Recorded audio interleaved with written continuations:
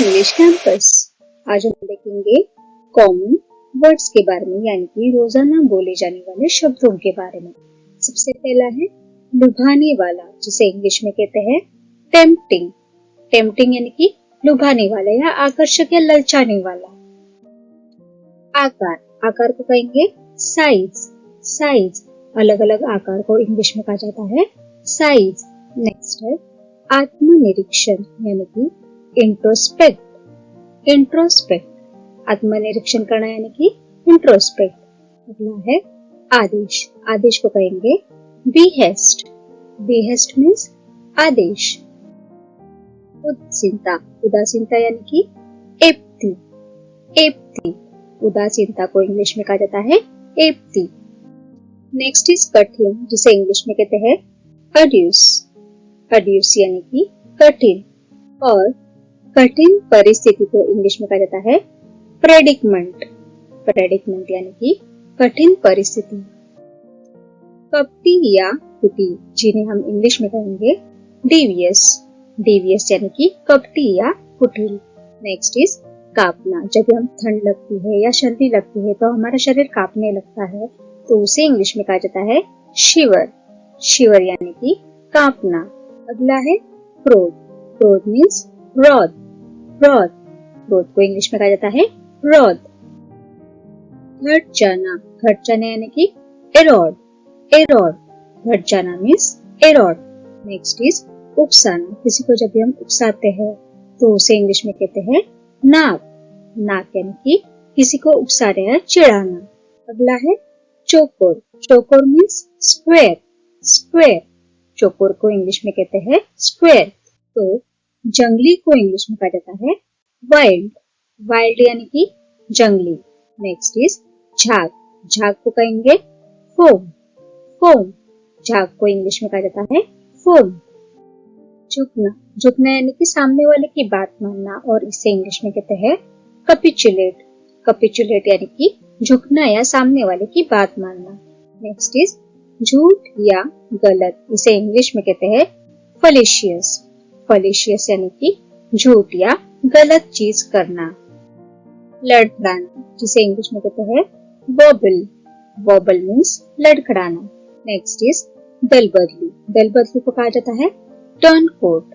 Turn coat means दल बदलू। अगला है दावत। तो दावत को इंग्लिश में कहेंगे बैंक्वेट। बैंक्वेट मीन्स दावत। नेक्स्ट इज दुर्गंध या बदबू, जिसे कहेंगे स्टेंज। स्टेंज मीन्स दुर्गंध या बदबू। और बदनाम करने को इंग्लिश में कहा जाता है डिक्राई। डिक्राई यानी कि किसी की निंदा करना या किसी को बदनाम करना, तो बदनाम करने को इंग्लिश में कहेंगे डिक्राई। नीरस या साधारण। नीरस या साधारण व्यक्ति को इंग्लिश में कहा जाता है मंडेन। मंडेन यानी कि नीरस या साधारण। अगला है पुराना मीन्स आउटडेटेड। आउटडेटेड, पुरानी चीज को, पुरानी वस्तु को इंग्लिश में कहा जाता है आउटडेटेड। तो प्रचलित कहा जाता है फेमिलियर। फेमिलियर यानी कि प्रचलित। नेक्स्ट इज बखेड़ा करना, इसे कहेंगे हैगल। हैगल, बखेड़ा करना यानी कि हैगल। और बहिष्कार करने को कहा जाता है बॉयकॉट। बॉयकॉट यानी कि बहिष्कार करना। बहुत डर जाना, जिसे इंग्लिश में कहते हैं पेट्रीफाई। पेट्रीफाई यानी कि बहुत डर जाना। तो बेदखल करने को कहा जाता है आउस्ट। आउस्ट मीन्स बेदखल करना। Next is मस्तमोला। मस्तमोला या फिर बेपरवाह जो इंसान होता है उसे हम इंग्लिश में कहते हैं नॉनशलेंट। नॉनशलेंट यानी कि मस्तमोला या बेपरवाह इंसान। नेक्स्ट है बोलना। बोलने को कहेंगे स्पीक। स्पीक मीन्स बोलना। मजबूत करना। मजबूत करना यानी कि किसी की हिम्मत बढ़ाना या किसी को सहारा देना, और उसे इंग्लिश में कहते हैं बोल्स्टर। बोल्स्टर यानी कि मजबूत करना। नेक्स्ट इज मरम्मत करना। मरम्मत करने को कहा जाता है ओवरहॉल। ओवरहॉल यानी कि मरम्मत करना। मामला, जिसे कहा जाता है मैटर। मैटर मीन्स मामला। नेक्स्ट है मुलाकात। मुलाकात करने को कहा जाता है विजिट। विजिट यानी कि किसी को मिलने जाना है, किसी से मुलाकात करना, और उसे इंग्लिश में कहते हैं विजिट। मैदान जिसे इंग्लिश में कहेंगे ग्राउंड, ग्राउंड यानी कि मैदान। राज्य, राज्य को कहा जाता है स्टेट, स्टेट राज्य को इंग्लिश में कहते हैं स्टेट। अगला है लायक, लायक यानी कि वर्थ, वर्थ लायक को इंग्लिश में कहते हैं वर्थ। तो लिखा हुआ यानी कि कोई भी चीज जो लिखी हुई रहती है पेपर पे तो उसे हम इंग्लिश में कहते हैं रिटन, रिटन यानी कि लिखा हुआ।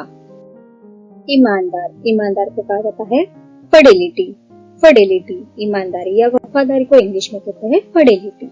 नेक्स्ट इज वर्णन करना, वर्णन करना यानी कि डिपेक्ट, डिपेक्ट जैसे कि हमारी दादी या नानी हमें कोई भी कहानी का वर्णन करके बताती है तो उसे हम कहेंगे डिपेक्ट। शार्प जिसे इंग्लिश में कहते हैं बने, बने मीन्स शार्प जैसे कि सोशल मीडिया किसी के लिए वरदान है तो किसी के लिए शार्प है तो शार्प को हम इंग्लिश में कहेंगे बने। नेक्स्ट इज शिशिर ऋतु जिसे कहा जाता है विंटर, विंटर मीन्स शिशिर ऋतु। नेक्स्ट है सताना, किसी को सताने को कहेंगे विक्टिमाइज, विक्टिमाइज यानी कि सताना या किसी पे अत्याचार करना। उसी की तरह सभ्यता या सदाचार को कहेंगे डेकोरम, डेकोरम यानी कि सभ्यता या सदाचार। अगला है समझौता, समझौता मीन्स कॉनकॉर्ड, कॉनकॉर्ड समझौता को इंग्लिश में कहा जाता है कॉनकॉर्ड। तो साबित करने को कहा जाता है सब्सटेंशिएट, सब्सटेंशिएट यानी कि साबित करना। नेक्स्ट इज हमदर्दी, हमदर्दी जताने को कहेंगे सिंपैथी, सिंपैथी यानी कि हमदर्दी जताना। नेक्स्ट है हिलाना, हिलाना मीन्स शेक, शेक कोई भी चीज हिलाने को इंग्लिश में कहा जाता है शेक। और लास्ट है होनहार, होनहार मीन्स नासेंट, नासेंट होनहार को इंग्लिश में कहा जाता है nascent. Thanks for watching, please do like, share and subscribe to my channel. Thank you.